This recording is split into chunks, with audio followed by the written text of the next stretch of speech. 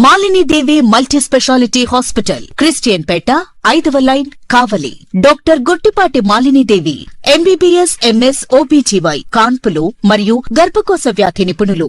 మాలిని దేవి multi speciality hospital నందు అందించు వైద్య సేవలు: సాధారణ కాన్పులు, సిజేరియన్లు, లాప్రోస్కోపిక్ ద్వారా గర్భసంచికి సంబంధించిన ఆపరేషన్లు, ట్యూబెక్టమీ, పిల్లలు లేకుండా operation, high risk pregnancy, ectopic pregnancy మరియు గర్భసంచి నీటి బుడగలు, గర్భసంచి జారిన ఆపరేషన్లు, రొమ్ముగడ్డలకు చికిత్స, నెలసరి ఇబ్బందులకు చికిత్స, మెనోపాజ్ సమస్యలకు చికిత్స చేయబడును. స్త్రీలకు సంబంధించిన అన్ని సమస్యలకు చికిత్స చేయబడును. పిల్లలు లేని వారికి ప్రత్యేక చికిత్స కలదు.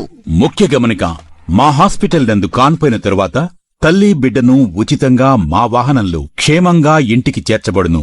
మా హాస్పిటల్స్ ప్రత్యేకతలు: ICU, lab, AC and non AC rooms, 24 గంటలు మెడికల్ షాప్, ప్రతి రూమ్ నందు వేడి నీటి సదుపాయం కలదు.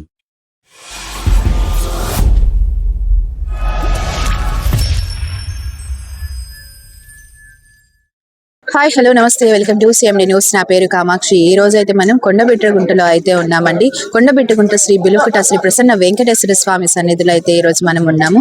మనకు తెలుసు బ్రహ్మోత్సవాలు అనేవి ఆల్రెడీ స్టార్ట్ అయిపోయాయి. ఈ బ్రహ్మోత్సవాల్లో అయితే ఎంతో మంది అన్నదానాలు చేస్తూ ఉంటారు. అందులో ముఖ్యంగా అయితే రావి విజయ్ కుమార్ గారు అయితే గత 8 సంవత్సరాలుగా ఈ బ్రహ్మోత్సవాల టైంలో అయితే అన్నదానం చేస్తూ ఉన్నారు. సో అసలు ఎప్పటి నుంచి చేస్తున్నారు, ఆ విధంగా చేయాలన్న ఒక ఇన్స్పిరేషన్ ఏ విధంగా వచ్చింది, అదే విధంగా దాదాపు ప్రతి సంవత్సరం ఎంతమంది వస్తారో అన్న వివరాలన్నీ కూడా ఈ రోజు మనం తెలుసుకునే ప్రయత్నం అయితే మనం చేద్దాం. ప్రజెంట్ అయితే రావి విజయ్ కుమార్ గారు అయితే మనతోనే ఉన్నారు. వారిని అడిగి కొన్ని విశేషాలు అడిగి తెలుసుకుందాం. సార్, నమస్తే సార్. ప్రతి సంవత్సరం కూడా బ్రహ్మోత్సవాల టైంలో మీరు అన్నదానాలు చేస్తున్నారని అయితే మాకు తెలిసింది. సో ప్రతి సంవత్సరం ఏ విధంగా వస్తారు, ఈ సంవత్సరం ఏ విధంగా వస్తూ ఉన్నారు, ఎప్పటి వరకు కూడా మీరు అన్నదానాలు చేస్తారు?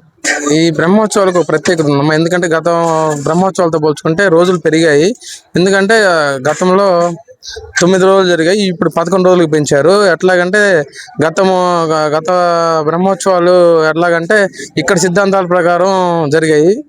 ఇక్కడ బిలకోట క్షేత్రం వెంకటేశ్వర స్వామి వారి నియమాల ప్రకారం. ఈ సంవత్సరం ఏంటంటే కొత్తగా వచ్చిన డెవలప్మెంట్ పరిస్థితుల దృష్ట్యా గౌరవ శాసనసభ్యులు దగ్గుమాటి వెంకటకృష్ణారెడ్డి గారు ఆధ్వర్యంలో తిరుమల తిరుపతి దేవస్థానంలో ఏ విధంగా అయితే బ్రహ్మోత్సవాలు జరుగుతాయి, అదేవిధంగా బ్రహ్మోత్సవాలు 11 రోజులు జరపడానికి నిర్ణయించారు. అందులో భాగంగా 26వ తారీఖున స్టార్ట్ అయ్యి 28వ తేదీ వరకు కూడా ఈ బ్రహ్మోత్సవాలు జరుగుతాయి. ఈ బ్రహ్మోత్సవాలకి ప్రత్యేకత ఉంది. ఎందుకంటే ఈ బ్రహ్మోత్సవాలు గత బ్రహ్మోత్సవాలతో పోల్చుకుంటే ఇక్కడ అభివృద్ధి ఒక కనీవిని రీతిలో జరిగిందని చెప్పుకోవచ్చు. ఎందుకంటే ఇక్కడ పుష్కరిణి, స్వామివారి కళ్యాణ మండపం, అట్లాగే రథశాల, అట్లాగే తూర్పు వైపున మెట్లు, అట్లాగే తూర్పు వైపున రాజగోపురం, ఇవన్నీ కూడా ఆల్మోస్ట్ ఫినిష్ అయిపోయినాయి. ఫినిష్ అయిపోయిన దృష్ట్యా గత బ్రహ్మోత్సవాల్లో ఉన్న ఇక్కడ కొండబిట్రగుంట వాతావరణానికి ఈ వాతావరణం చాలా వ్యత్యాసం ఉంది. దీన్ని వచ్చిన భక్తులు కూడా చాలా ఎంజాయ్ చేస్తున్నారు. దీంట్లో భాగంగా మా బాధ్యతగా మేము ఈ సంవత్సరం కూడా ఈ 11 రోజులు అంటే 27వ తారీఖు నుంచి 5వ తేదీ వరకు అనుకుంటున్నాం మేము ఇంకా ఈ బ్రహ్మోత్సవాల్లో.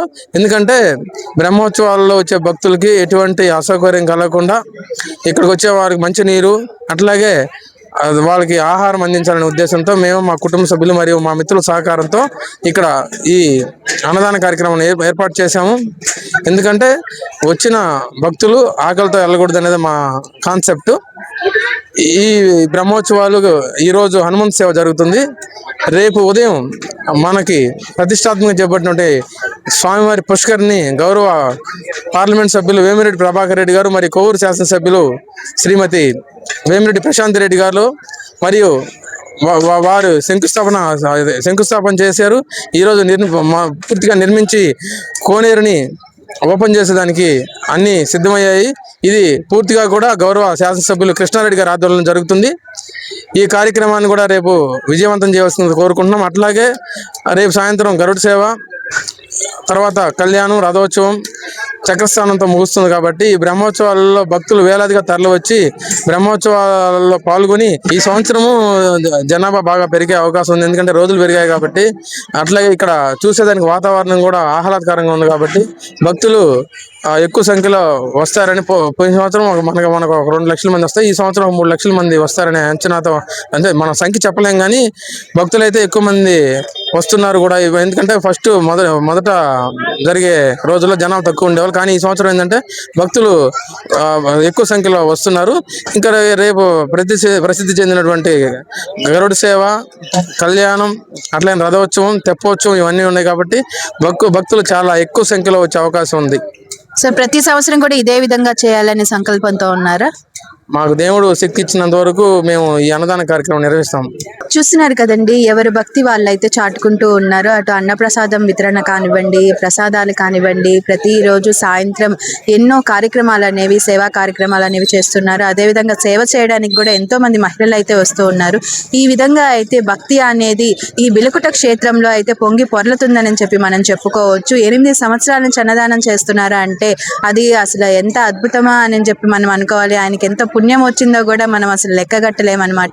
ఈ విధంగా ఎవరైనా సరే సేవ చేయడానికి ముందుకు వచ్చిన వాళ్ళకి కావలి ఎమ్మెల్యే కావ్య కృష్ణారెడ్డి గారు అయితే ఇక్కడ అవకాశం అనేది కల్పిస్తూ ఉన్నారు. సో చూస్తూనే ఉండండి CMD న్యూస్.